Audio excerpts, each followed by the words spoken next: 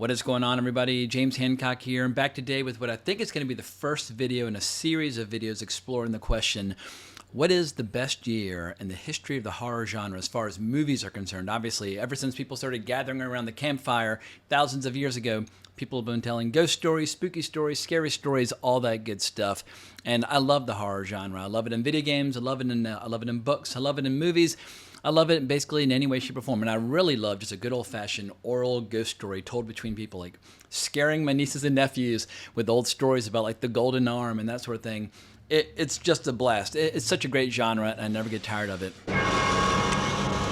We have such sights to show you.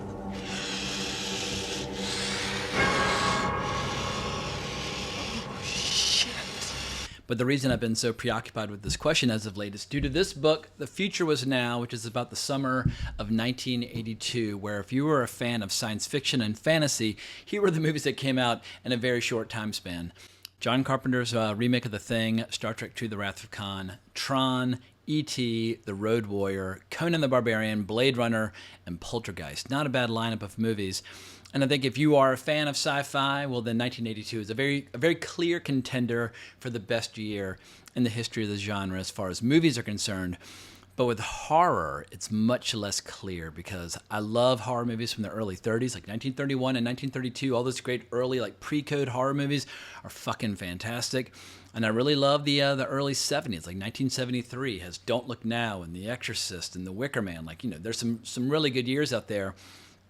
But my first year, I'm going to explore, once again, this is going to be a series of videos, so I'm not saying this is the definitive year, like the best year in the history of the genre, but 1987 is a landmark year for me because I was 11 years old, or at least I turned 11 that summer, and I was just a horror junkie, and I was basically going to the video store and walking down the rows, and just like any horror movie I had not yet seen, I was like, oh, well, that looks pretty good, it's got a cool cover, like blah, blah, blah, like I was just a fiend for anything and everything related to this genre. And I've told this story before on this channel, but there was a real turning point for me in my obsession with the horror genre where I got invited to this all-night slumber party way out in bumfuck North Carolina, where it was a little bit country. Like the father handed out lit cigarettes to all the kids at the party so we could light firecrackers and shoot them at each other, like, it was, good old-fashioned 1980s unsupervised entertainment.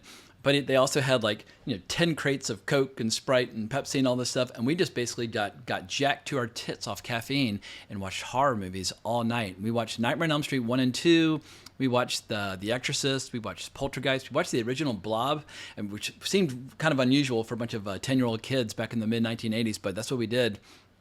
And there was one kid who didn't show up for school the entire week because he didn't tell anybody in advance. He'd never seen a scary movie before, and he was just completely wrecked and traumatized by the experience. But like after that, it was like all bets were off, and I was like, all right, I just want to see anything and everything within this genre. Now, from the creator of Evil Dead comes Evil Dead 2. And right around this time, my friends and I were also discovering the books of Stephen King. Like anytime you went to the grocery store or the drugstore, there would just be racks upon racks of best-selling horror novels. So just horror was everywhere. And it was just a very easy time to get totally obsessed with the genre. But just to give you an idea of just how many great filmmakers there were working within the horror genre in 1987, we've got Sam Raimi, Clive Barker, John Carpenter, Catherine Bigelow, Yoshiaki Kawajiri, Peter Jackson, Joel Schumacher, Dario Argento, Roberto Bava. I mean, the list goes on and on. I haven't even gotten started yet. In any case, around the world, we had a lot of really talented filmmakers, all telling their own stories their own way within the horror genre at that time. But there are two big questions for a video like this. Which movies deserve more special emphasis? Like the movies that I watched over and over and over again around like 11 or 12 years old back in 1987, or the movies that I've kind of grown to appreciate on a deeper level in the decades since. And I'm going to try to present a mix of the two, but the more important question is how narrowly do we want to define the genre? Because the 80s was just a weird fucking decade. And speaking of the 80s, I'm rocking out a shirt from Highlander, not a movie from 1987, but I was like, if I'm gonna make a video about the 1980s, I need to go all in on the 80s. So my Moscow, or Hey Moscow Up Your shirt from Highlander, it's my favorite relic from that period. It's a new shirt, but obviously it's an homage to that period and the kind of the attitudes that we all shared.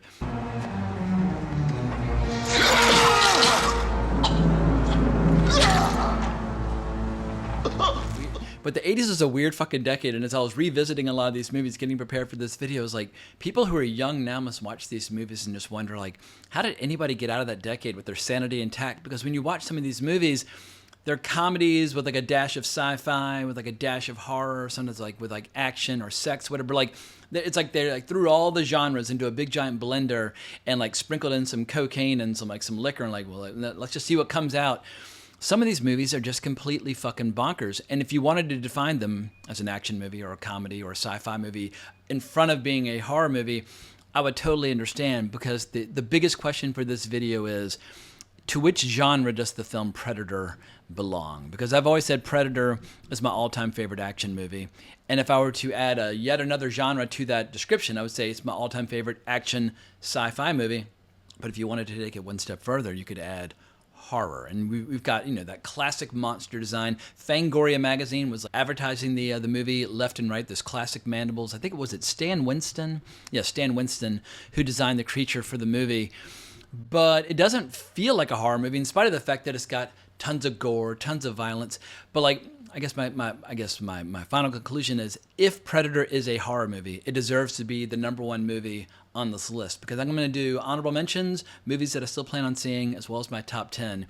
And so if Predator belongs in this list, and I don't think it does, it is my number one. So this is just my special way of saying that it is a one-of-a-kind movie.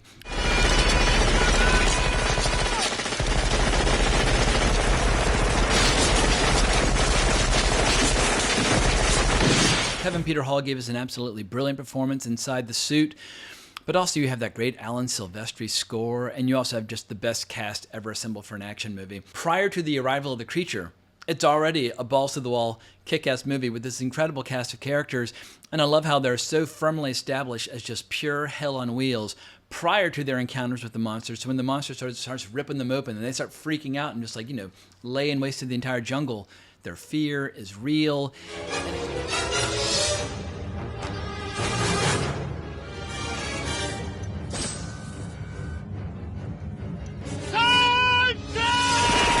And it's just a one-of-a-kind movie, but if you regard it as a horror movie, well, then it is the best movie. It is the best movie of 1987, but I'm going to just give it this special early slot. But another movie along the same lines would be RoboCop, which I do not regard as a horror movie, but that also was advertised in Fangoria magazine. From the way from the way Murphy gets mowed down to the toxic waste monster we see later on.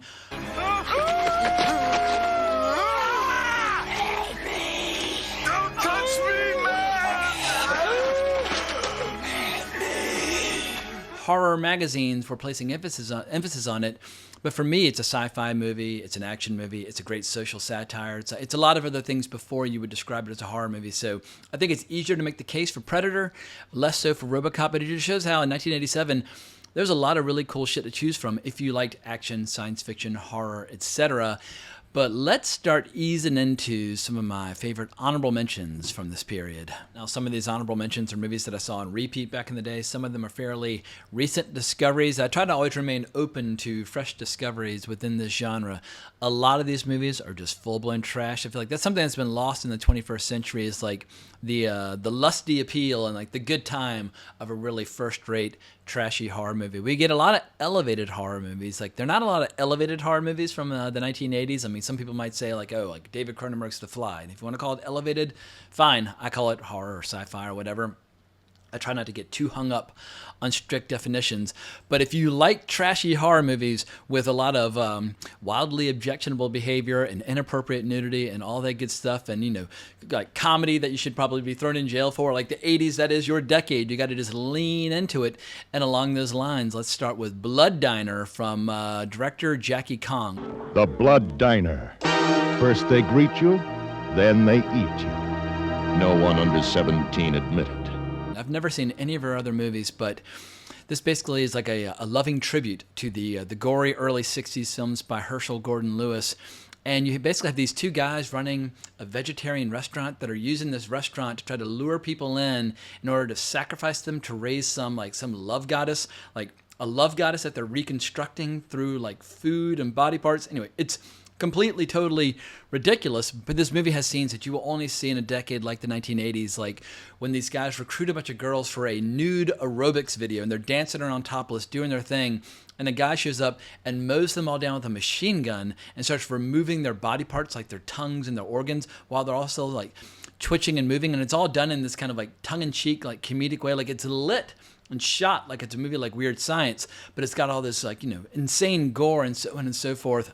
Yes, the chef puts a bit of himself into every succulent dish.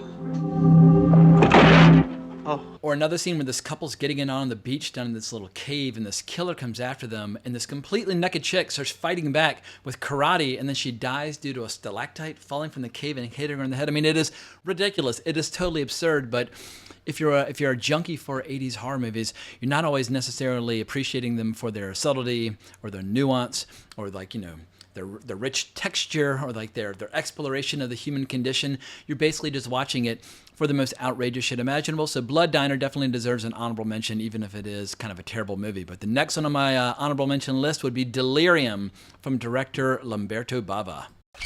Ok, perfetto. Le hai messe le mutandine? Perché ti copri? Davvero non ti vuoi far vedere nuda? Perché quella macabra messa in scena? E poi perché uccidere Kim? Now, Lamberto Bava is a true legend of Italian horror. He's a third-generation filmmaker. His father was friggin' Mario Bava, one of the greatest Italian horror directors who ever lived. Some would argue the best, but I feel like there's a lot of healthy competition on that front. But after making Demons in 1985, Lamberto Bava was flying high. The world was his oyster. And he came up with this movie Delirium, which I'm not going to argue is remotely on the level of Demons, but it's worth watching if you love the actress Serena Grandi. And she's one of those classic curvaceous Italian actresses who looks like she ate nothing but spaghetti her entire life, and it all just went right to her boobs. I mean, her tits are as big as my fucking head. Like she came from the world of erotic cinema. She had been discovered by Tinto Brass with a film called Miranda in 1985. And in the context of this movie, she is a true smut peddler. She's running a porn magazine, but all of her models start getting systematically eliminated and murdered and killed. There's a psycho that's hunting them all down, and eventually she's going to be coming for Serena Grandi. But if you like beautiful Italian women and murder and mayhem and so on and so forth, watch Delirium. But if you go into it expecting a movie on the level of Demons, well, then you will be disappointed. But my next honorable mention would be Silent Night, Deadly Night Part 2, not because it's necessarily a good movie, but the behind the scenes on it is so ridiculous, it has to be mentioned. So Silent Night, Deadly Night was a hit, and the producers told the director of Silent Night, Deadly Night 2, all right, we want to make a sequel, but what we want to do, we don't want to shoot any new footage. We want you just to take the existing footage that we have, or like the outtakes, and do like a rough assembly, and we can just cash in on the popularity of the first movie. And people talk today about, shortcuts in showbiz or using AI or like doing things that, inevitably turn off the audience. Well, I just love the idea of like making a sequel from fucking like, the leftovers and like in the trash bin. They did manage to shoot some new footage for this movie, but 30 minutes of part 2 all comes from part 1, which means we get to see the lovely Linnea Quigley again, which is always a good thing. I mean, she's a true icon of the horror genre, mostly due to Return of the Living Dead. In any case, Silent Night, Deadly Night Part 2, I'm not going to tell you that it's a good movie, but it's just an excellent example of some of the really schlocky, trashy movies that were being kind of churned out on a regular basis in the late 80s. And this time, Garbage Day! he's going to get it. But I also have to give a special shout out to Dolls from legendary director Stuart Gordon. Now, Stuart Gordon, I like his movies Reanimator and From Beyond much more, but what Dolls has is some really like genuinely creepy scenes where either through like stop motion or animatronics or puppets, like using a variety of tricks, the dolls in this movie are fucking creepy as shit. And the characters are all pretty one-dimensional and pretty boring, and they're all, they have like predictable arcs and so on and so forth. But this is one of those classic dark and stormy night scenarios where a bunch of people get trapped in not a haunted house, but a house that is run by these two creepy old people who love making these dolls. Now I'll leave it undisclosed as to how they're creating these dolls. But if you want to watch some of the world's most unlikable assholes getting hunted down systematically by creepy little dolls, Dolls absolutely will deliver. And it's got a world-class poster as well. But next up, we got Howling 3, The Marsupials. And this is not a scary movie at all. We possess evidence that werewolves exist. Where, for God's sake? Australia. Jeez, g'day. Want to put a shrimp on the barbie? But the reason that it's worth mentioning is that it's directed by Philip Mora, one of the real luminaries of Australian genre cinema of the 70s and 80s, because in the 1970s and 80s, Australia had like two rival film movements at the same time. You had your really sophisticated, classy, kind of Oscar bait, like, awards contenders, movies like Breaker Morant. But then you had all these horror movies and trucker movies and slasher movies and porn films and that sort of thing. And they took the world by storm. And this is all covered in depth by the brilliant documentary Not Quite Hollywood, which is my favorite documentary about the history of filmmaking. I don't know how many times I've watched it. But what makes Halloween 3 worth watching is that we get a great behind-the-scenes look at the making of horror movies when a marsupial werewolf runs away from her tribe and basically hides out within the movie business. And she's insanely hot, but it leads to some really weird sex scenes where she's like transforming. And also we get to see like a marsupial birth sequence from the point of view of a werewolf. And just anyway, it's completely, totally deranged. It's not scary at all. But if you've seen Joe Dante's Howling and you've also seen the sequel starring Christopher Lee and Sybil Danning, well, then naturally you have to see Howling 3 before your journey is complete with this wonderful, weird franchise.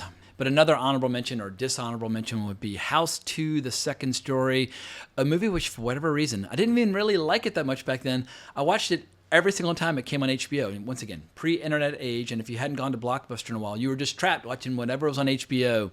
And I watched this over and over and over again. And nowadays it's best remembered as one of the movies that introduced Bill Maher to the world. Bill Maher, before he was a political commentator, he was a comedian and an actor, and he pops up in House 2. Who's your friend, Bozo the Clown? No, Bozo the Death Machine. House 1 is weird and funny and kind of scary at times, or at least it felt scary when I was like 9 or 10 years old. House 2 is just played purely for laughs. But if you just want a weird kind of children's adventure story, I'm not even going to recommend that people watch House 2, but because I saw it so many fucking times back then, an embarrassing number of times, I had to mention it. But another, as long as we're on the subject of kids' movies, The Gate. Now, this is one of those rare kids' movies that actually is kind of scary. Like, there are a few scenes that actually really got under my skin at that time. There was a period of about 2 or 3 years where I would leap onto my bed because I always thought that arms were going to come out from underneath my bed, like in The Gate. That scene really fucked me up. But there's also you'll notice a trend with a lot of these movies because of my age at this time. Some of the kids that are in these movies I worshipped as like a hero, and some of these kids I just fucking despise. And for whatever reason, there's a line delivered by Steven Dorff in this movie where he says like something like, let's watch some TV, but he says it like such a goober.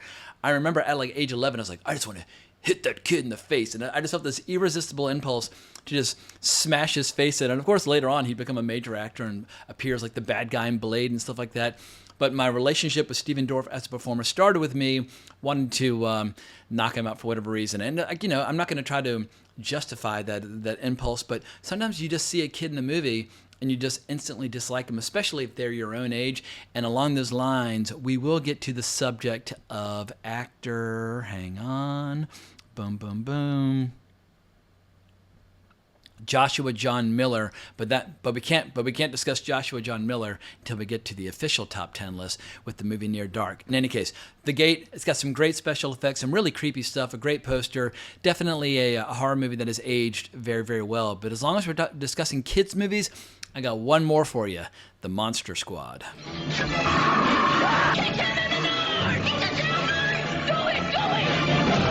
The Monster Squad. Wolfman's gone mad. For my age group at this time, this movie just took off like a goddamn rocket. And obviously the kids in the movie were our exact age. It was naturally appealing. But it was just scary enough where it kind of felt like horror adjacent, where there actually were some moments like, killing vampires with blood coming out of their mouth, or like shooting the creature from the Black Lagoon with the goddamn shotgun. So for a lot of us, it was our introduction to the classic Universal kind of iconic monsters. I'd seen Frankenstein with my grandparents when I was 9, but I'd not yet seen Dracula, I'd not yet seen the Wolfman, I'd not yet been exposed to the Mummy and that sort of thing.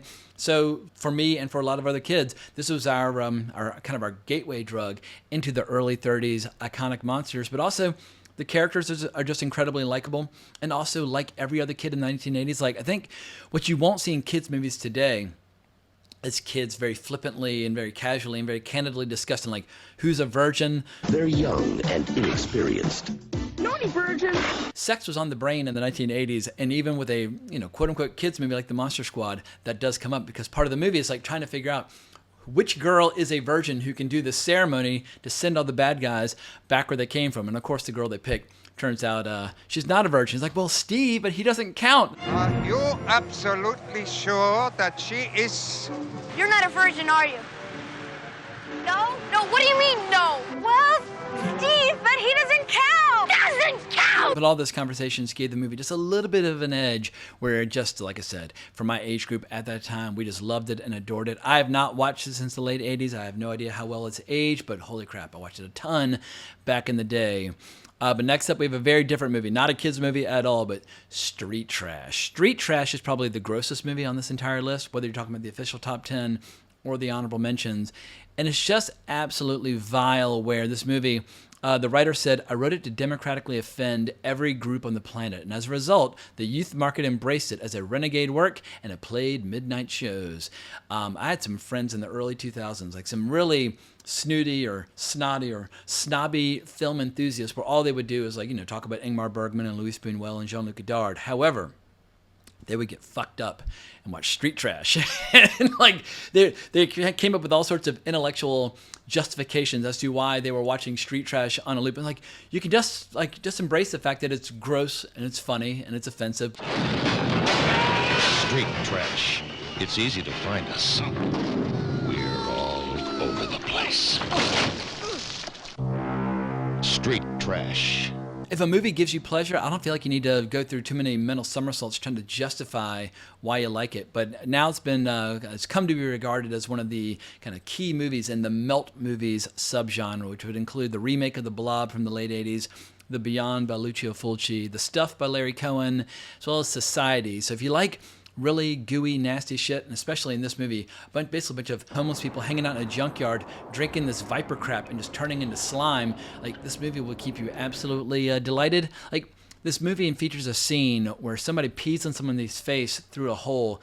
He chops his dick off and then end up playing keep away with the dick, and the guy's running around trying to get his dick back. Or if you want to see sights of a decapitated head lying on the ground, gazing up in confusion as a woman leaps over his head, allowing the decapitated head to get an upskirt shot. I mean, it is, anyway, not exactly a sophisticated form of entertainment, but if what you're looking for is just pure trash, well then Street Trash will 100% deliver. But next up in my honorable mentions, we have yet another movie which involves kind of a humiliating, embarrassing story for me, but Creepshow 2.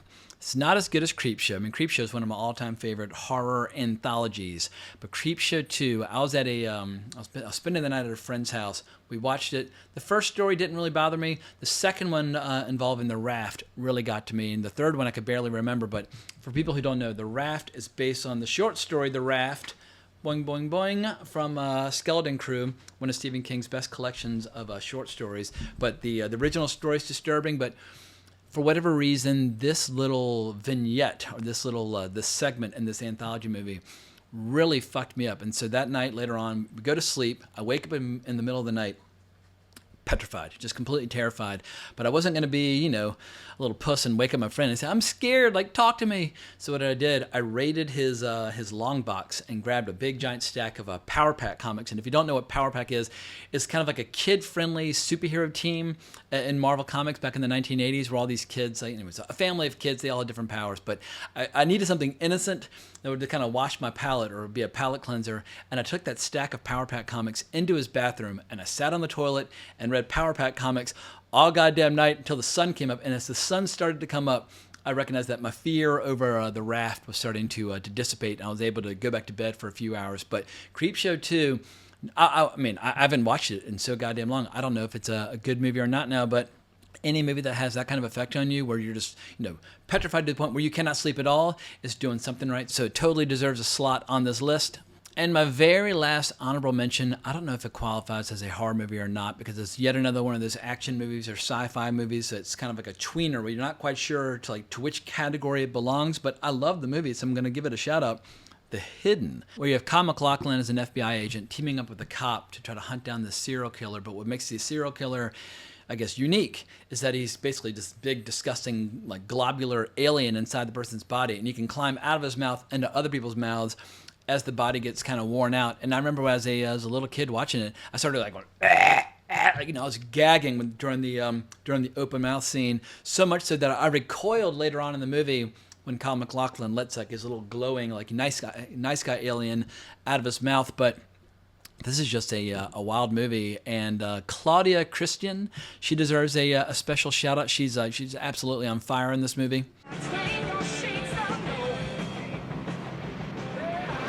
It's gonna be one of those nights.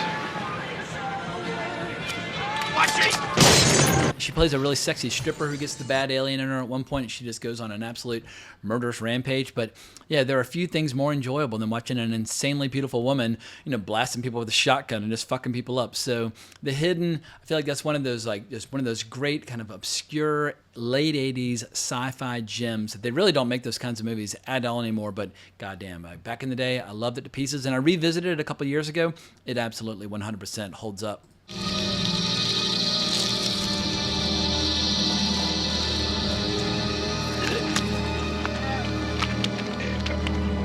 But I've got one final piece of procrastination that I need to get to before we get to the official top 10, because there are still some horror movies from this year that I have not yet seen, that I plan on seeing, that I would like to see, and I would love to hear y'all's thoughts on not only if these movies are worth watching, but also what recommendations you would make as well. But we have a movie called The Curse, which is an adaptation of the story The Color Out of Space by H.P. Lovecraft. Got a movie called Creepazoids. I've only seen the trailer, but it looks totally bananas.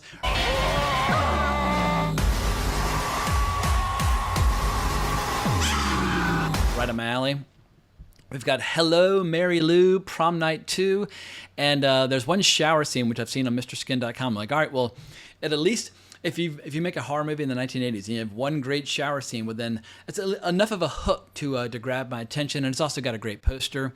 Also, Larry Cohen gave us 2 horror movies, neither of which I've seen, from 1987. I'm actually a bit of a blank slate on Larry Cohen's career. He's a legend, but I've only seen The Stuff, and I saw the first film, It's Alive. But in 1987, he did the third, It's Alive 3, Island of the Alive. And they want to come home. And they're hungry.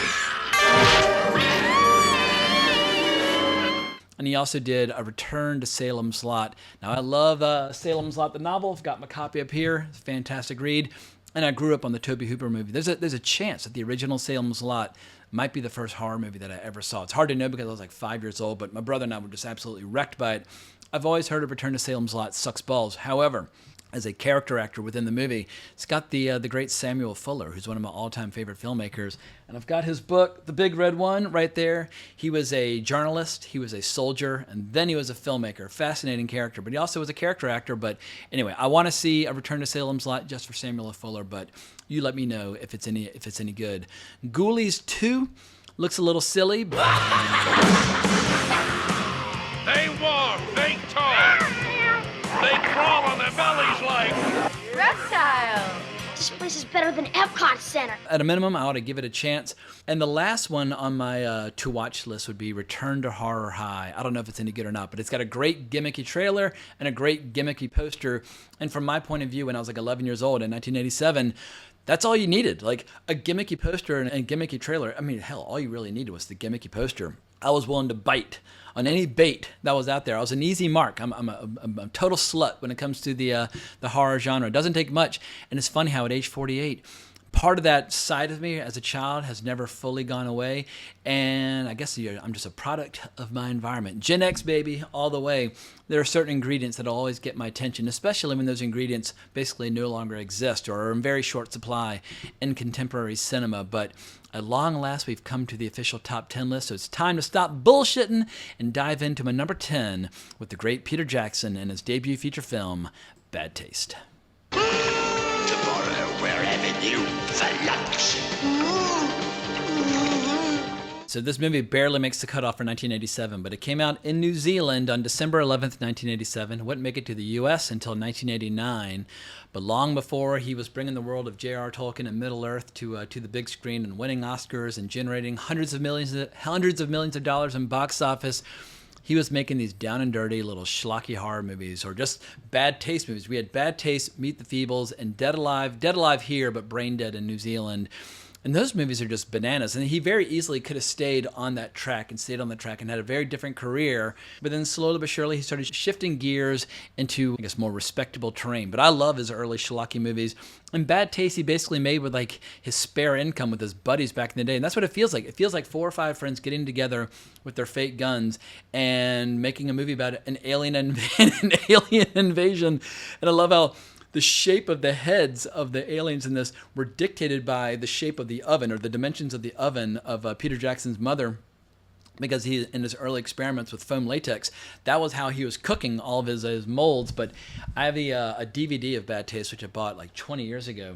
But on this DVD, there's an incredible documentary called Good Taste Made Bad Taste. And if you want to get a lesson in how to basically make a movie with no money, no special effects, no actors, no nothing, but somehow with just like sheer grit and determination, Good Taste Made Bad Taste is absolutely just a required viewing for any aspiring filmmaker who's trying to make a horror movie or a science fiction movie or an action movie with a very limited means. But I think what's allowed this movie to kind of gain a cult following over the years is that it's absolutely hysterical at times. Like, there are periods where the movie's so goddamn boring, you're like, why are we watching this? And then one of his buddies would just have like one deadpan delivery. I just wish we didn't have to wear all this crap. It'll have you just laughing your goddamn balls off, and that'll make all the tedium and the boredom totally worthwhile. And there's some shots that you will never forget, like the shot of Peter Jackson eating out of a human head.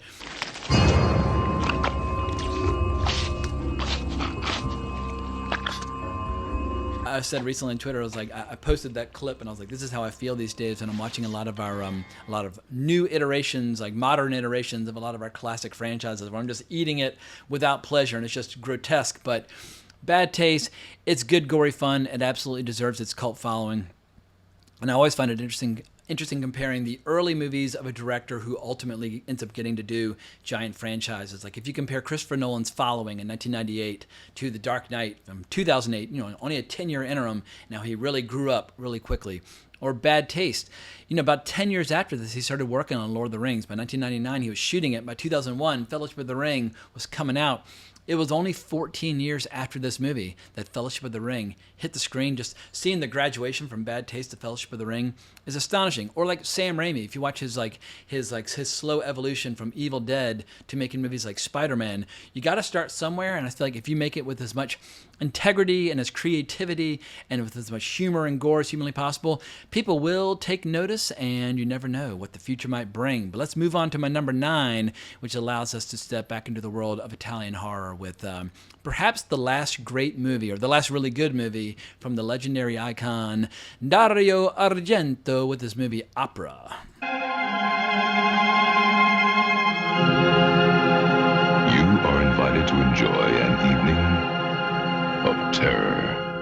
Which was released on December 19th, 1987 in Italy. So it absolutely counts for the purposes of this list. I don't think it came out in the United States until a few years later, but this was kind of the end of a pretty legendary run within the giallo or thriller or horror genre for Dario Argento, because starting in the early 70s, he just had this incredible run of just beloved classics. And some people like those early giallo films more.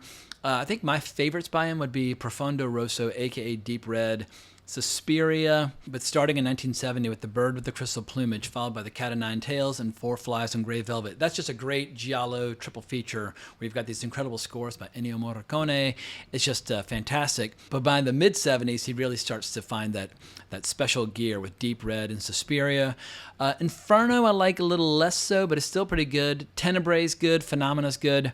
But then Opera in 1987, that kind of brings his hot streak to a close. And it was the biggest budget he'd worked with yet, and you see it on the screen. I mean, much of this movie takes place in an opera house with these crazy, like this technical wizardry with this camera soaring around. And the premise is pretty juicy because you have a production of Verdi's Macbeth, or Verdi's adaptation of Shakespeare's Macbeth, which is, reportedly a cursed opera.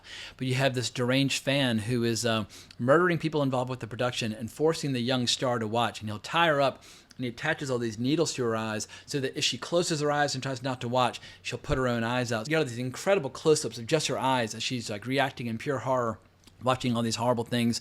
I don't think Opera's on the level of Deep Red or Suspiria, but it's still pretty goddamn good. And you have some really classic signature kill sequences with like a person looking through the eye hole in a door, like a bullet comes through in slow motion and blows their brains out. You're like, whoa, all right, that's some classic vintage Dario Argento. But what's weird about it is how anytime there's a kill sequence, you get this like death metal or thrash metal or anyway, heavy metal music, which seems so unusual if you're used to all the great Ennio Morricone scores from his earlier movies. But opera, like Italian horror sometimes can be a bit of a tough sell because it's so heavily stylized, and oftentimes you get some clumsy dubbing. But for people who are junkies for Italian horror, whether it's Dario Argento or Lucio Fulci or Mario Bava or whomever, any of those great legends, or Lamberto Bava, opera absolutely needs to be seen before your journey through Italian horror can draw to a close. But let's move right along to my number 8, A Nightmare on Elm Street 3, Dream Warriors, a movie which I've been avoiding for a long time, but age 11, oh my God, I love this movie and I loved it dearly. And it's hard to capture this era now or make people aware of just how huge Freddy Krueger was for a couple of years. He was more popular than like Ronald Reagan. He was like the biggest celebrity, the biggest icon. He was bigger than Arnold Schwarzenegger. He was bigger than Eddie Murphy. This is it, Jennifer. Your big break in TV. Welcome to prime time, bitch. Freddy Krueger was fucking everywhere, and I was obsessed with A Nightmare on Elm Street. I was kind of bewildered by or confused by number 2. I've grown to like it more in the interim. But when number 3 came out, I went with my dad and one of my best friends, and we were both junkies for Freddy Krueger. And I'll never forget early on during Patricia Arquette's dream sequence, she's stuck in mud and like close to the camera, kind of coming toward us. And then in the far background, at the end of the tunnel, you see Freddy Krueger slide into frame as he starts chasing her. And I'll never forget Nick and I in unison stopped us and went, yeah! We both kind of gave a little fist pump. Because by that point, we weren't afraid of Freddy Krueger. We were rooting for Freddy Krueger. We were making our own gloves. It was like the opening credit sequence from the original movie where he's designing his glove. Every kid who was a horror junkie wanted their own Freddy glove. I had a Freddy poster on my wall. My little sister, she didn't come into my room for years just because of the poster. She told me that later on. Like, she regarded my room as like this house of horrors because of all my scary posters on the wall. But when this movie came out, Freddy was Marvel. Freddy was Harry Potter. Freddy was DC. Freddy was just a goddamn pop culture fucking superstar. And everything about this movie just was firing on all cylinders for me. And as somebody who was obsessed with comic books at that time, what was really cool about it was how all the kids in this movie start discovering their powers within the realm of dreams. And I'm sure if I were to watch it now, I would find it to be a little bit cheesy, but like the idea that one of them's really into Dungeons and Dragons, so of course he's going to be a wizard. And this other girl's like, in my dreams, I'm bad. It's so ridiculous. In my dreams, I'm beautiful. And bad. But of course it means giant mohawk and knives and like leather and chains, like, you know, just like the most garish 80s fashion possible.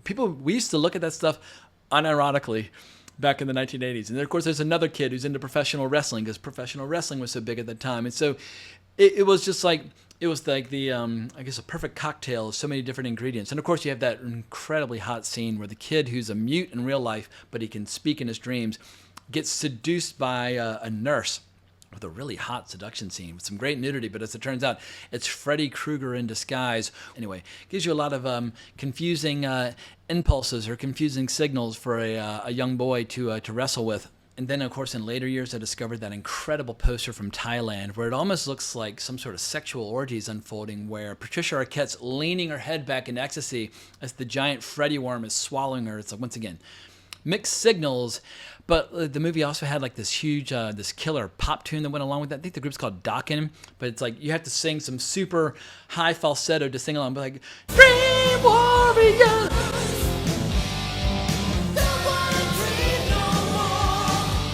It has like that great falsetto chorus that, you know, before my voice changed, it was much easier to sing along. But Nightmare on Elm Street 3, holy crap, this movie was just an absolute home run for me at that time. But let's push on to a movie which I discovered much later on, a Chinese ghost story. Let's get some Asian horror in on the action.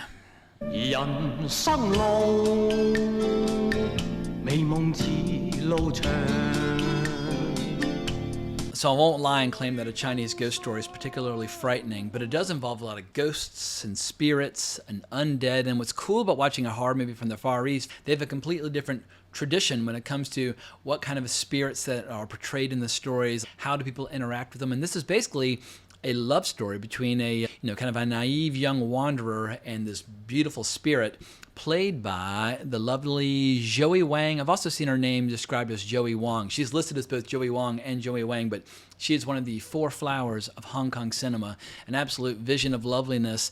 And if you just want to see a love story involving ghosts, goddamn, a Chinese ghost story delivers. But there's also phenomenal action. Like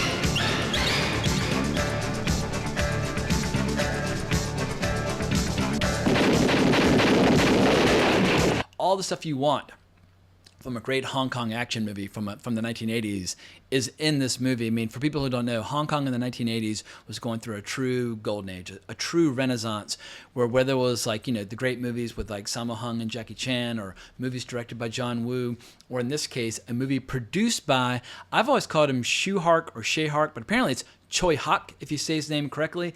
I've even seen trailers where he's described as Shea Hark.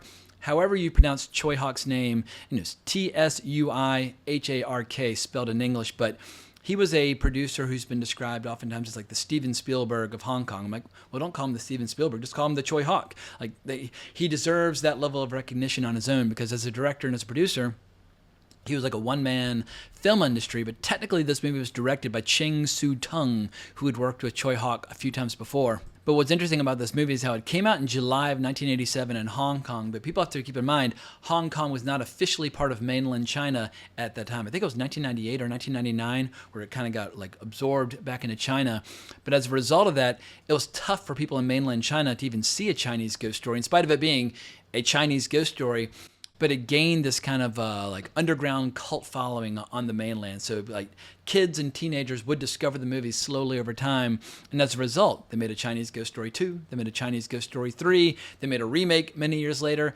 And it spawned a whole shitload of imitators as a bunch of like folklore ghost films started coming out of Hong Kong. So like I think sometimes people like think of Hong Kong as just being this place where you watch a lot of great martial arts movies. And of course, they made a lot of good ones. But you had a bunch of other genres, like, you know, coming out of Hong Kong as well. Like, you had filmmakers like Wong Kar-wai coming out of Hong Kong and making movies like Chungking Express and that sort of thing. So, sadly, that era eventually had to draw to a close. Like, once again, nothing lasts forever. But in the 1980s, Hong Kong enjoyed a genuine golden age of incredible filmmaking. And as a Westerner looking at the movies of the East, I have to say the Chinese Ghost Story absolutely deserves to be mentioned among all the great movies coming out of Hong Kong at the time, and absolutely deserves a place on this top 10 list of horror movies from 1987. But let's move on to my number 6, which invites the legendary John Carpenter, the master of horror himself, into this conversation. But Prince of Darkness, 1987.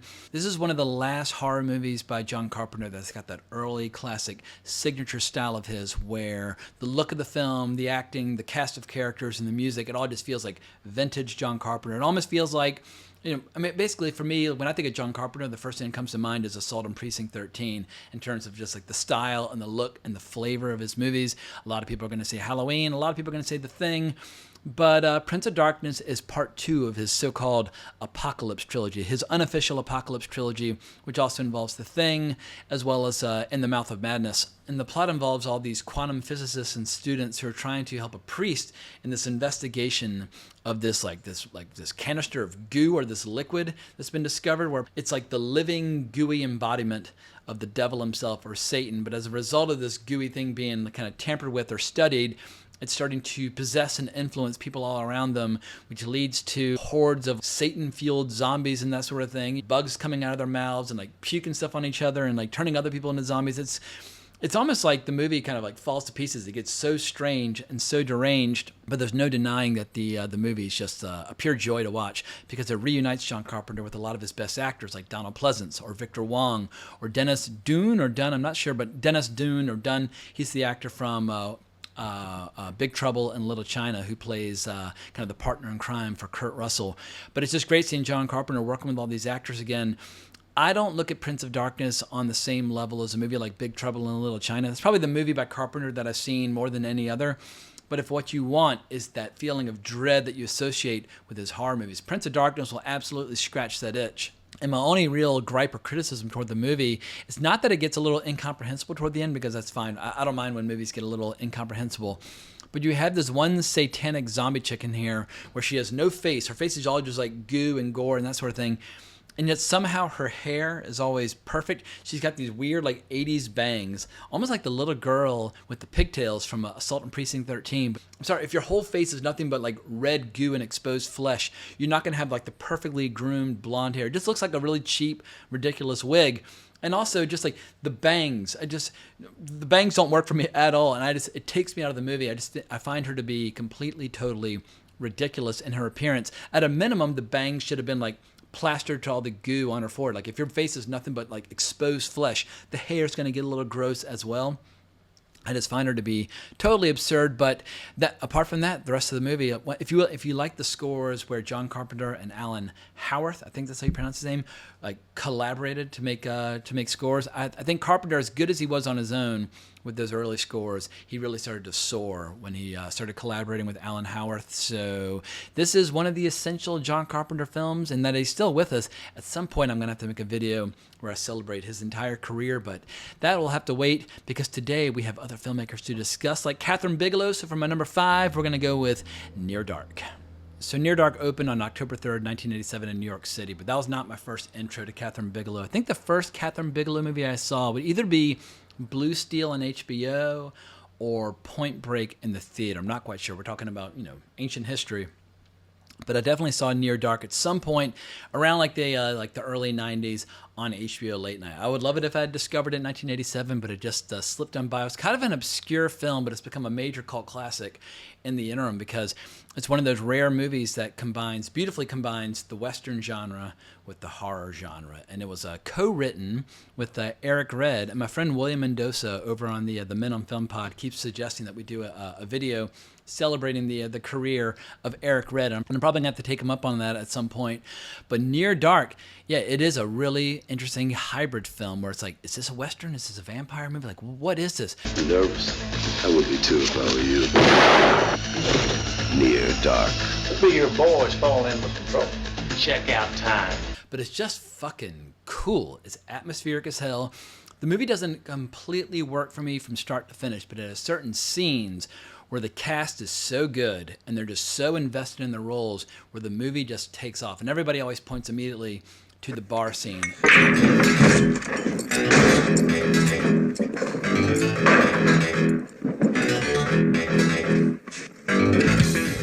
Well, I'll be goddamn.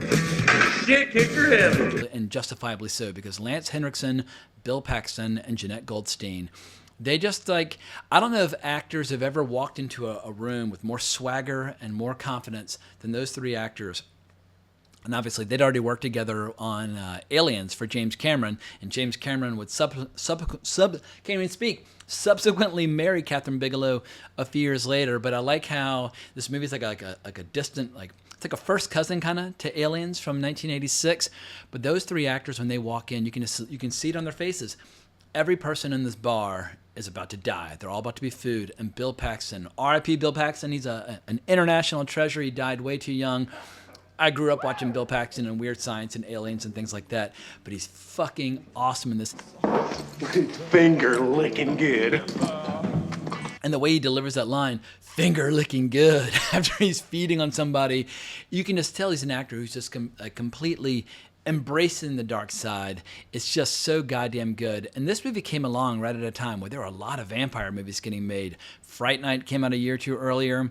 Once Bitten with Jim Carrey, the comedy, came out a few years earlier. Vamp came out the previous year. Lost Boys, which we'll get to in a sec. Also, The Monster Squad, which I mentioned earlier, it has Dracula. So if you were into vampire movies, suddenly in the mid-late 80s, vampire movies started to feel like rock and roll. They started having this kind of rebellious outlaw status, as opposed to being, creatures that lived in castles that are feeding upon girls in diaphanous gowns like in the late 1800s. Suddenly they looked like a heavy metal rock band wandering the American Southwest, and I was totally game for all of it. But my one major criticism of this movie is the inclusion of actor Joshua John Miller. And admittedly, this is coming from the point of view of somebody who was very young at that time, but I fucking hated this kid back in the day, and I just felt like he was being shoved down our throats over and over and over again. Everywhere I looked, I was seeing Joshua John Miller, like Teen Witch, Class of 1999, River's Edge. It just like, I always found him to be annoying as hell. I hated everything about him at the time. I'm sure he's a perfectly nice individual. I know he's written a lot of screenplays. He probably, who knows how he looks back upon all of his time as a child actor. But as a child at that time, he was one of the kids where I was like, thanks, but no thanks. I'm just not interested in anything you have to say, or I don't want to see you in any movie ever. So for me, he does weigh down Near Dark a little bit, but that doesn't stop Near Dark from being my number 5 in my top 10 list. But while we're on the subject of kind of outlaw rock star vampires, we might as well talk about The Lost Boys from the exact same year from director Joel Schumacher. And I saw this movie over and over and over again. I had a Lost Boys poster, and I love seeing how now in 2024, I keep like bumping into like girls in their 20s who are discovering the Lost Boys. I think they just probably think, oh, all these guys are so fucking hot. And so it's like how they just are recognizing that like the Lost Boys definitely has sex appeal, but it's just sex appeal coming from the point of view of like Kiefer Sutherland and Jason Patric and all these other actors that are included. You'll never grow old, Michael, and you'll never die. Be one of us. And people need to keep in mind that Joel Schumacher made this movie long before he made Batman and Robin. Like, Batman and Robin basically ruined his reputation for all time. And Joel Schumacher made a wide array of different kinds of movies throughout his career. But anytime you mention Joel Schumacher, the first thing people say is, oh, he's the guy who put nipples on Batman, like on his rubber suit in Batman and Robin. There's one of those scenes where he's putting on his outfit and he's swirling his ass into the camera and that sort of thing. It's like, all right, what are we doing here? Like, are we in like a weird like fetishistic sex club in Amsterdam, or are we watching a superhero movie? But I think Lost Boys is a strong contender for Joel Schumacher's best movie that he ever made. Although Falling Down is pretty goddamn good as well. But it's just this classic scenario. It's a movie where you've kind of got like two rival stories. You've got the younger kids. They're still teens. They're into like comics and vampire hunting and that sort of thing, where it almost feels like a Goonies movie because you got Corey Feldman. But then you have the older teens where you've got actors like Jamie Gertz, who was absolutely hot as balls back then. I had a huge crush on her back in the day, but like that storyline is much more interesting, where you're the new teen in town, you want to be part of the cool kids, you want to ride motorcycles and hang out with hot chicks and that sort of thing, but like, what are they going to ask you to do to be a part of their club? Whether that's hanging from underneath like crazy bridges as trains ride over, or eating cups full of maggots, or whatever the case may be. But I feel like the kind of the hazing rituals that Jason Patric's character has to go through before he's inducted into this group, and before he knows it, before he even really knows what's happening to him, he's being converted and turned into a vampire. And I love Bernard Hughes as the grouchy old grandpa. His character name is just quite literally Grandpa in this movie, but he's one of those weirdos where he reads TV Guide, but he doesn't own a TV, and as he explains to his grandkids, you read the TV Guide, you don't need a TV. Wait. You have a TV? No. I just like to read the TV Guide. Read the TV Guide. You don't need a TV. But for anybody who lived through the 1980s, and I was born in 1976, so I remember the 80s very, very well. People are going to remember the 80s for different reasons, but for me, the first thing I think of is like hair bands. I wasn't even into like glam rock or any of that kind of crap, but I think of leather jackets and spikes and tights and crazy hair, like all this stuff that was being ridiculed. And this is Spinal Tap. That's what I think of first when I think about the 80s. And along those same lines, The Lost Boys captures that whole kind of glam rock hairband culture, but turns it dark. It makes it sinister, makes it cool.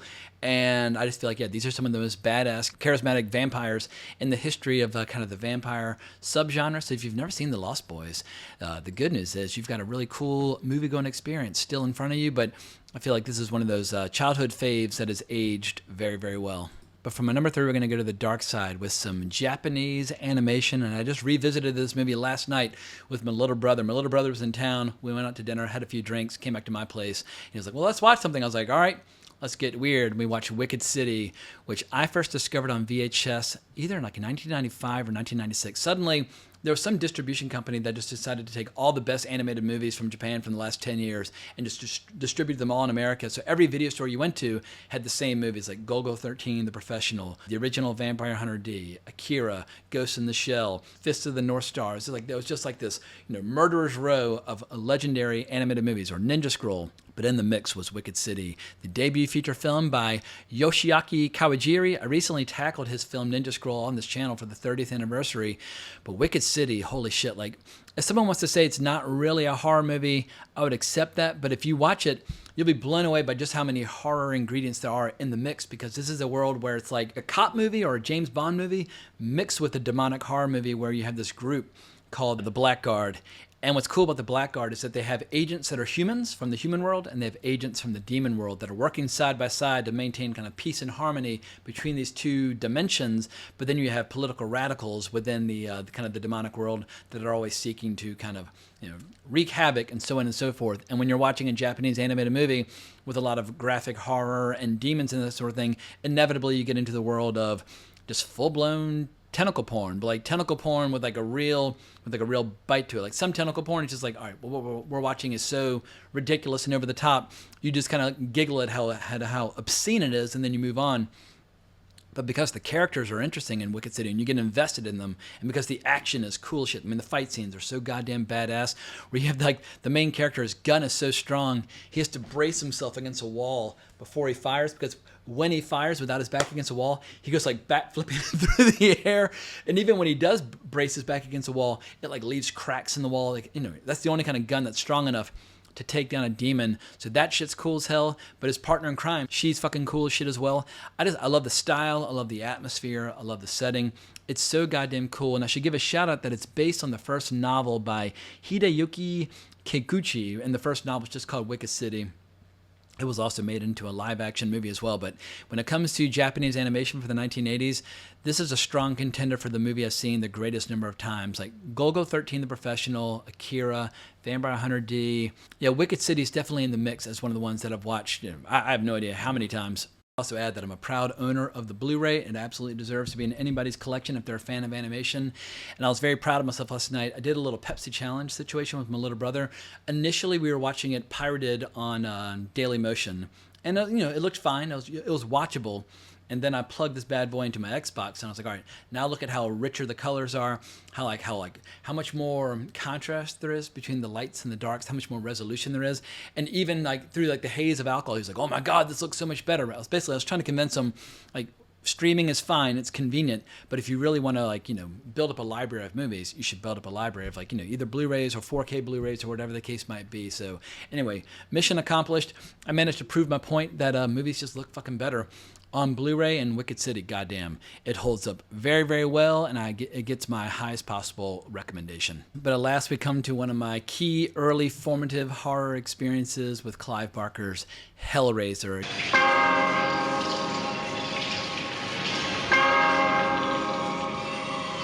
And you can't even say the word Hellraiser without thinking about those goddamn bells. Like whether it's in the trailer or in the movie, anytime somebody starts fucking with one of those boxes or thinking about the Cenobites, like dong, is there a sound in the horror genre that's more iconic than that bell when the Cenobites are coming to show you the pleasures that only they know how to fully explore?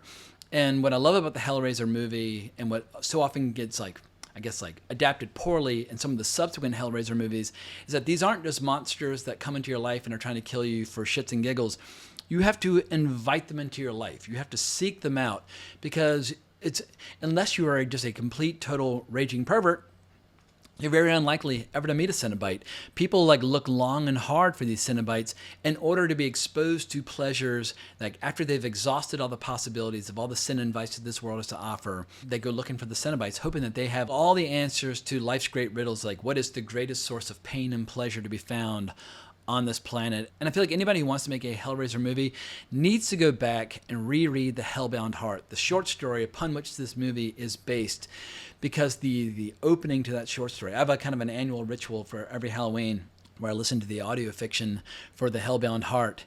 And when you hear from Frank's point of view all the sin and vice that he's explored, and how this world has no more allure for him whatsoever, and that he really has no choice but to explore what the Cenobites might have to offer. But then after his initial encounter with just the smallest taste of some of the pleasures that they have to offer, he realizes, oh, I've made a terrible mistake, and things get really dark really quickly. But it's some of the best writing that I've ever come across within the horror genre. And yeah, Clive Barker back then, he just could do no wrong. Another book by him that I absolutely love, where is it? Somewhere. The Damnation Game. Clive Barker's Damnation Game came out more or less at the same period. That's another great horror experience to be enjoyed if you're a fan of Hellraiser. But the first time I saw this movie, I had no idea what S&M or sadomasochism even was. It never even occurred to me that some people might enjoy pain on some level mixed with pleasure, or that pain could be its own form of pleasure. That went 10 miles over my head. All I cared about was, here's a guy who's basically inch by bloody inch coming back from the dead by absorbing like the life essence of these men that are being seduced by this crazy redhead as she like crushes in their skulls with a fucking hammer. It was just so graphic and so raw and so filthy. You could tell it was a low budget movie, but there's something about like this really immediate, like in your face intensity that I had not yet been exposed to in any other horror movies. Like at that time, I was watching a lot of slasher movies. I was watching all the Friday the 13th movies and so on and so forth. Hellraiser took me into a new realm where are these creatures angels or demons or a bit of both? And I just loved all their supernatural powers. And I loved how they could just stand there and be terrifying, whether they're chattering their teeth or dragging their hook along a wall. They never chased you. They would just appear and they would come to you and they would just start, once again, sharing all their deep insights into the world of pain and pleasure with you. Like as I always say, we have such sights to show you. I just find this whole world to be unique in the world of the horror genre. And it led to a pretty goddamn good sequel. I feel like Hellraiser 2 is like half of a good movie, but the half that's good is really fucking good. It's insanely good. And Hellraiser 3, while it's pure trash, it does deserve a special mention because it was shot, or a bunch of it was shot in Greensboro, North Carolina, where I was living at that time when Hellraiser 3 came out. And so on the night of its release in Greensboro, a bunch of my friends and I, we all went to see it. And a lot of our friends were in the movie. Like when Pinhead's walking through that club with all the dead bodies, we're like, oh my God, like there's Bryce. And anyway, we were just laughing our asses off. But also, we might have been experimenting with some mind-altering substances involving the letters L, S, and D. I don't know if I've ever laughed harder. Actually, along those lines, with that same substance, but with a different movie. More to come on that with the next choice. But there's a scene in Hellraiser 3 where Pinhead sends out all these hooks out of his mouth onto a girl and rips all of her skin off all at once. Almost like somebody like ripping the skin off a chicken. We laughed so hard we almost had to leave the movie. I mean, those drugs can make you react in strange, unpredictable ways. And anyway, I'll never forget all of us just like, just in hysterics over what we had just seen. So Hellraiser 1 is really the only true like horror masterpiece in that franchise as far as I'm concerned. Hellraiser 2 is like half of a really good movie, but read The Hellbound Heart, watch Hellraiser. It's one of a kind, and it's amazing how it spawned so few imitators. Usually a successful horror movie spawns imitation films. I don't know if there are a lot of storytellers out there who have the courage or the interest or just the knowledge to explore the world of pain and pleasure, but Clive Barker, I don't know what his private sex life is like, but he found a rare vein, a very precious ore in the horror genre when he tapped into this world, and it remains an absolutely incredible movie. Legend has it that it was written by the Dark Ones, Necronomicon Ex Mortis. Roughly translated, Book of the Dead. But last but not least, we come to my number one, Evil Dead 2, a movie where I'm going to have to really like force myself not to go completely bananas discussing this, but let's just say that Evil Dead 2 occupied a huge part of, it played a huge role in my formative years, and I don't even know where to start. Let's start with Evil Dead 1, which I discovered through a bootleg videotape.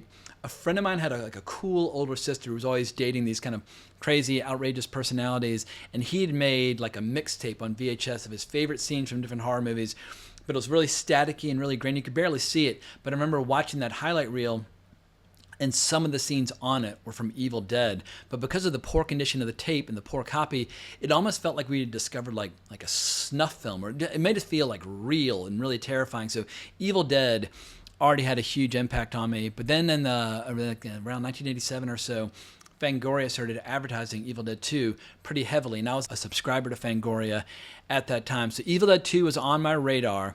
I missed it in the theater, but then my dad and I discovered it late night on cable. I was visiting him in Virginia. When I got back to North Carolina, I'll never forget, our babysitter was like, I saw this weird movie over the weekend called Evil Dead 2, and this guy, he just wouldn't die. And she was just laughing at the fact that Ash could just endure so much punishment. Son of a bitch!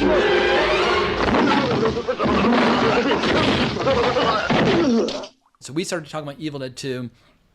Then another year or so went by, and when I went off to boarding school, I discovered another enthusiast for the Evil Dead franchise where he shared my obsession with Evil Dead 1, Evil Dead 2, and we were about to discover Army of Darkness, but we decided to form what was called the Dead by Dawn Society, named after that line from Evil Dead 2, Dead by Dawn. Dead by dawn. Dead by dawn. Dead by dawn. Dead by dawn. Dead by dawn. Dead by dawn. Dead by dawn. Dead by dawn. without going into too much detail, it was a rural boarding school in the middle of nowhere in Virginia with very little to do on the weekends. And so we started having these little horror movie marathons where the Dead by Dawn Society would get together. We'd watch Evil Dead 1, Evil Dead 2. Eventually we added Army of Darkness to the mix. But sometimes we'd throw in Halloween or we'd throw in Night of the Living Dead. Like we just kept it going.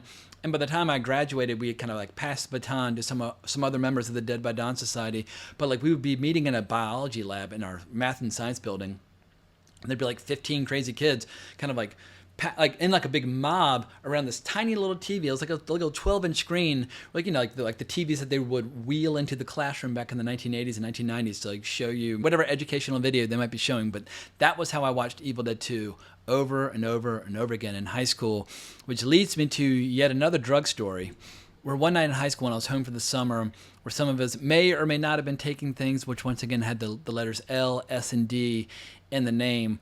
And there was a copy of Evil Dead 2 lying on the floor. And I was like, oh my God, that movie's amazing. Like, let's watch that. And like a lot of them hadn't seen it yet. We popped that sucker in. And for anybody who's taken those drugs before, you know that like your attention span vanishes. Like you need to be constantly entertained or you'll get distracted. Like you need to like be listening to music or walking or dancing. You need to go out and do stuff.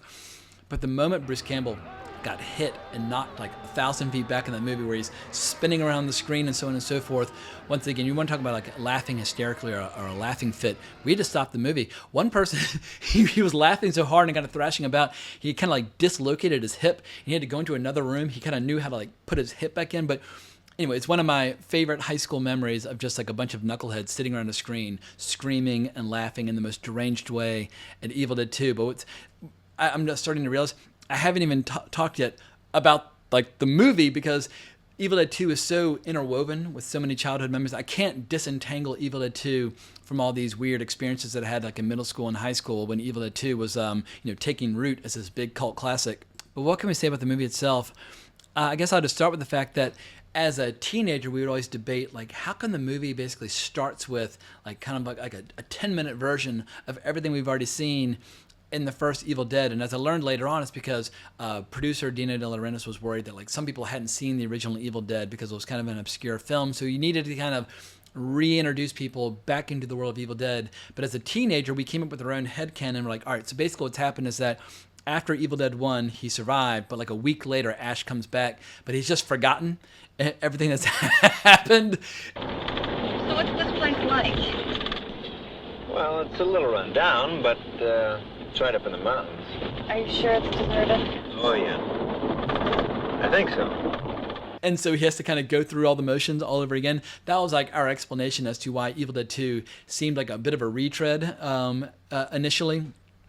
But goddamn, like, has there ever been a scene involving better physical comedy than Bruce Campbell with the possessed hand, smashing those plates on his head and like punching himself in the stomach and doing flips and hacking it off with a chainsaw? I mean, like, who's laughing now? I mean, it's just fucking awesome. It's funny as hell. It's violent as hell. It's totally deranged. And the fact that like the movie ends with him being blasted back in time to the Dark Ages, where there's yet another demonic infestation taking place. Between the intro, it's like a great framing device where you have the intro about the Book of the Dead and then Ash ending up back in time at the end. It just perfectly tees up and sets up Army of Darkness. And what I love most about this trilogy as a kid is how all three movies were good. All three movies were worth watching. But they were all kind of different genres. Like the first Evil Dead, great low-budget, down-and-dirty horror movie, just an all-time classic. Like your classic, maybe the best version of like a cabin-in-the-woods scenario that we've ever seen. Then Evil Dead 2 was just insane. It was like this drug-fueled nightmare of physical comedy and demons and just like rednecks and so on and so forth. But it's just like it was an undefinable just deranged movie that defied easy categorization. And then Army of Darkness, which was like a full-blown like medieval fantasy movie that happened to be starring Bruce Campbell, aka Ash, just delivering this like the cheesiest but most hilarious one-liners one after another, like "Yo, she bitch, let's go." And "Yo, she bitch, let's go." But you don't get to Ash, the kind of comedic hero of Army of Darkness, without his transformation over the course of Evil Dead 2. And I love how his transformation comes like a little bit at a time. But obviously, once he decides to turn his chainsaw into the chainsaw hand, it's like, groovy. I still say groovy to people to the present day. When I walk into my building, my doorman's like, "How you doing, James?" I'm like, "I'm groovy." And he's like groovy. Like that's kind of a weird, but it all goes back to Bruce Campbell, one of the most charismatic, one of the most hilarious, one of the best physical comedic performers in movie history. Evil Dead 2 is probably his finest hour on this planet, although I've seen Bruce Campbell deliver solid gold on many occasions. And as far as Sam Raimi goes, he might be my favorite success story that's ever been kind of created by the horror genre, where he and his friends went off into the woods with very little money, made Evil Dead, and they followed it up with this crazy fucking movie. And people are saying, oh, like Sam Raimi is getting back to like that Evil Dead 2 flavor. Like I remember when Spider-Man 2 came out, the scene with Doc Ock, but all the arms are just like ripping everybody apart. And they're like, oh, it's just like a scene from Evil Dead. Or when Drag Me to Hell came out, it was like, oh, it's like a scene like out of Evil Dead 2. There's only one Evil Dead 2. It's completely bananas. Like even Sam Raimi, like he kind of walked up to the edge of the abyss. He gazed into it and kind of threw himself into it. You can only go there once and kind of live to tell the tale. But I just love how he went on to make Darkman, and he obviously made Army of Darkness, and made the Spider-Man movies, like, and of course Drag Me to Hell. But Sam Raimi's had a phenomenal career. Or movies like A Simple Plan, but it all starts with these crazy fucking movies. And I love how he's never been embarrassed by or kind of tried to kind of distance himself from these movies. If anything, he's kind of wrapped his arms around the fact that these first 3 Evil Dead movies, like on his deathbed or on the day he dies, the obituaries, the first thing they'll say is Sam Raimi, famous creator of the Evil Dead trilogy. And also, if you ever want to laugh and laugh hard, get Bruce Campbell's book, If Chins Could Kill, and read all about the making of Evil Dead and Evil Dead 2. And like, how did anybody even survive the making of these movies? The shit they went through while making those movies. Like, I think my favorite anecdote is at one point they'd saved up enough money where they could go out on the town one night in Tennessee when they were making the first one, and Bruce Campbell was I think he was drinking moonshine. He was drinking something where he said it didn't get you drunk. It was way too powerful for that. You just went from like sober to blackout. But he was dancing with some local girl, and he's like, "Have you ever danced with a northern boy?" And she's like, "I don't know." And he says the last thing he remembers was like, "Baby, like you smell so great. Like what's that smell you're wearing?" And she said, "Soap." And at that point, Bruce Campbell collapsed and passed out and remembers nothing else. But anyway, check out that book. It's a great memoir. But I think at this point, I've rambled enough about the year 1987. Obviously, it was a hell of a time to be alive. It was a hell of a time to be a young horror fan. And also, keep in mind, I only saw a few of these in the theater. I saw Nightmare on Elm Street 3 in the theater, and I saw Predator in the theater. And I don't regard Predator as a horror movie, but the rest of these I discovered on late night cable and on VHS. Crummy resolution, pan and scan with the aspect ratio.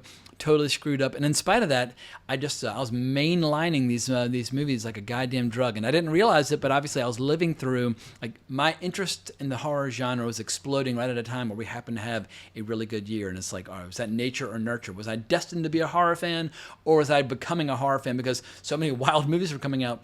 They were converting me or seducing me into a horror fan. Who knows?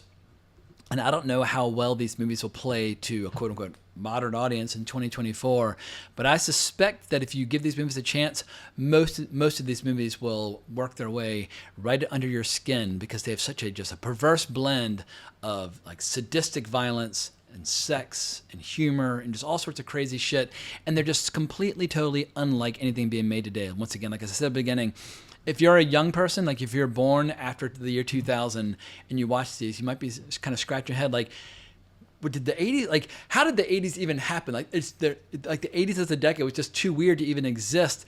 But the 80s did happen, and we somehow managed to survive the experience. And I think if I could sum up the 80s with just a few words, it was just a period where people wanted to have a really good time. And same with the 90s. And I feel like some people in the movie business need to rediscover just the joys of a crazy, deranged, inexplicably weird evening at the movies.